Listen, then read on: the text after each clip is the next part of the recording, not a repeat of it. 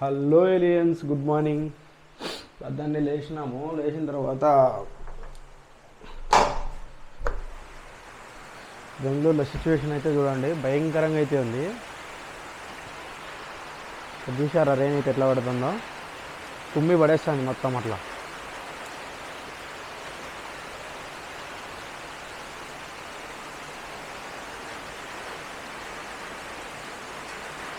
బజ్జిగా అయితే వాన పడుతుంది ఇప్పుడు పొద్దున్నే.